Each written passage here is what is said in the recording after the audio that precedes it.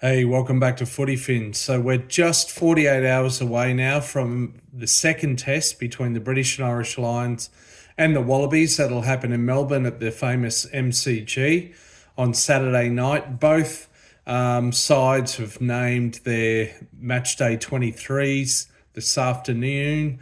A few interesting selections there, particularly for the Wallabies. Few calls that I wouldn't make, but obviously we've got to trust Joe Schmidt, and he knows a lot more about rugby and coaching than I do. And the Lions have had to name a couple of changes, some injury enforced. And I have to say, thoughts go out to Samoan Australian number 12, Sione Tuipulotu, who played in the first test for the Lions and scored a try to make it 4 tries scored by Australians in the first test. Sadly, he doesn't get to play in his hometown in Melbourne due to a hamstring tweak. New Zealander Bundy Aki will start. He'll be one of 3 New Zealanders, all of whom played Super Rugby in New Zealand before moving to Ireland and representing Ireland. A couple of them represented the Maori All Blacks as well in New Zealand. So 3 New Zealanders starting in the back line for the British and Irish Lions. But other than that, you can catch the rundowns on both squads on other new YouTube channels. 2 Cents Rugby is always a good one with good insights. So I want to focus on something different. There's a lot of doom and gloom around regarding the Wallabies prospects. There already was before the first test, and it continues after the first test. The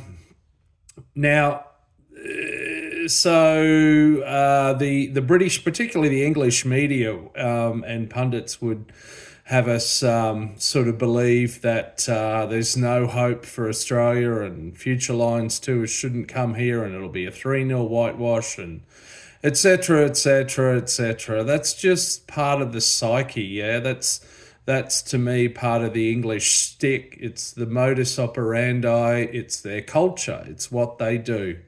They don't know any other way. So be it. Look, this is not uncharted territory, as I'm about to point out, for the Wallabies, and all hope is not lost as yet. The series has not been won by either side as yet.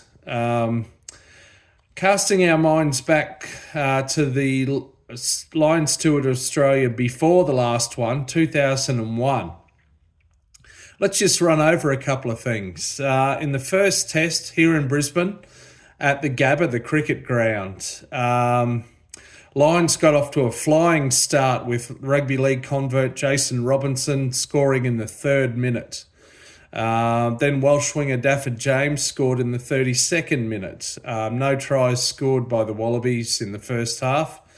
Brian O'Driscoll at number 13 had a stunning try for the Lions very early in the second half, showed some great footwork. And then just 9 minutes later in the 50th minute, Scott Quinnell went over between the posts, I think it was.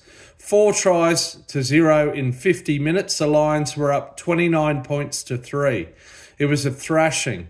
Is this sounding familiar?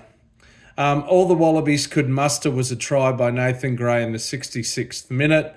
The final scoreline 29-13, 16-point margin. A fairly dominant display by the Lions, a one-sided match. So at that point, we found ourselves in a similar position to what we have this week.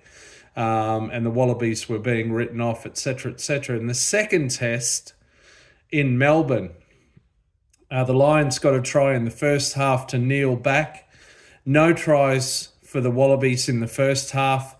Just a couple of penalties. The Lions went into half-time with an 11-6 lead. So at this point, the 3-test series was halfway over, and Australia had scored just 1 try in 3 halves. And the Lions were 40 minutes away from tying up the series 2-0 in the first and winning back the trophy in the first 2 tests. In the second half, the Lions were attacking, and winger Joe Roff for the Wallabies took an intercept and scored a try. He followed it up a little bit later with another try. And then fullback Matthew Burks also scored a try and got a couple of penalties. The Lions only scored a penalty or two from Johnny Wilkinson. In the second half, the final score 35-14, a win to the Wallabies. So from a 16-point deficit after the first test to a 21-point winning margin after the second test. And as I said, from 1 try in 3 halves to 3 tries in 1 half. And then, of course, the rest is history. In the third test, the Wallabies won the series over the British and Irish Lions. So, look, all is not lost.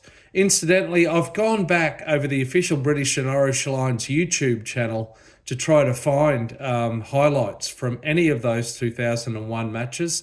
I've trawled back over the last 4 years on that channel. Haven't found a single video from that series. I wonder why that is. Plenty of videos from, say, 1997 in South Africa, 2013 in Australia, etc., but not one from 2001. Anyway, that's a history lesson for you, but there's a lot of parallels between where we stand now and where things stood at the corresponding point of the series in 2001. Where will it go from here? Well, only time will tell. It'll be fascinating to watch. I'm starting to get excited again already. But yeah, I've got to go and stick my head in a rolling mall somewhere. So enjoy this build up to the second Lions test and catch you on the next video, hopefully. See ya.